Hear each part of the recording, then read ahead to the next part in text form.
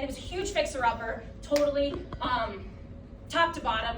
So this was at the very beginning when we were starting like online school, and so one of the really cool things that I got to do then was we had this old like knob and tube wiring in the attic, and we actually had plumbing before that. I forgot we did plumbing too.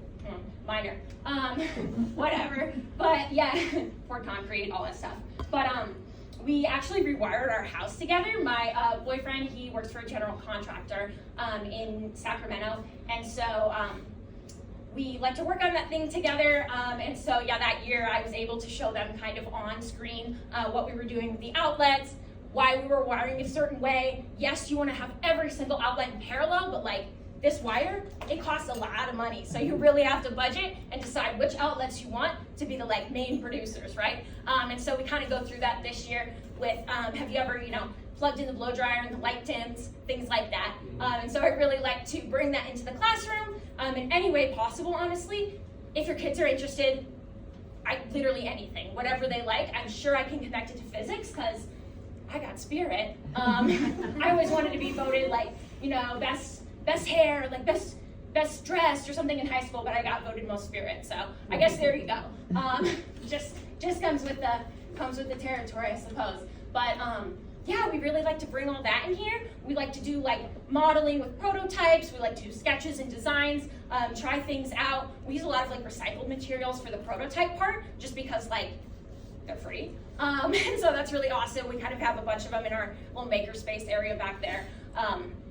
Kind of consider ourselves maximalists in this class. So there's just something to look at everywhere, really.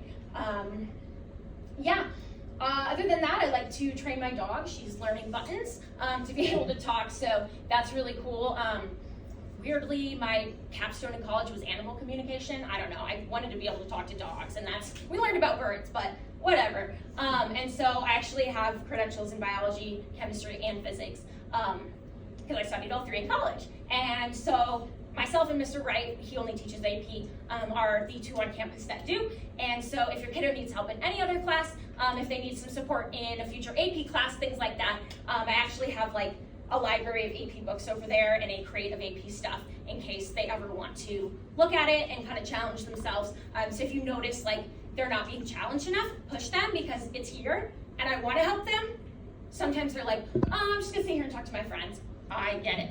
But if you want to push them, I'm more than happy to help them, and also push them in ways like this, where these kiddos got all their work done like super fast, and then they were like, oh, can we build a Tesla coil in Scanty? I'm like, you can try. And so we actually did, it sort of worked. It only like mildly lit on fire for a second inside our little Faraday cage.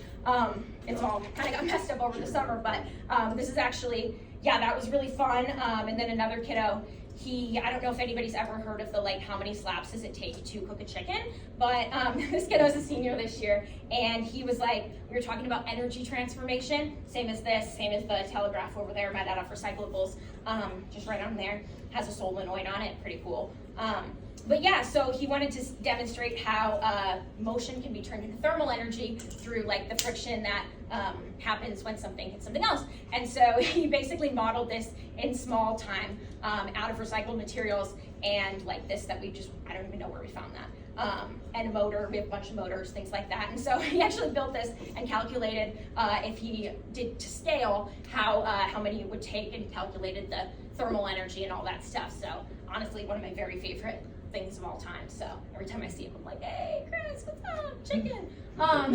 Yeah, so yep, feel free to walk around. Let me know if you guys have questions, and really nice to meet everybody. Your kids are so hilarious, number one, full of energy, number two, and they are just like so wildly different all over the board. They were kind of talking about it today. They're like, I've never been in a class with like all different ages, all different people. Like I get to meet so many new people. So that's one really good thing about this class, is that it is kind of at an intersection of like 1/3 sophomores, 1/3 juniors, 1/3 seniors. And it's really nice. They can all help each other. And that's just really cool. So yeah, let me know if you guys have questions. Thanks for being here.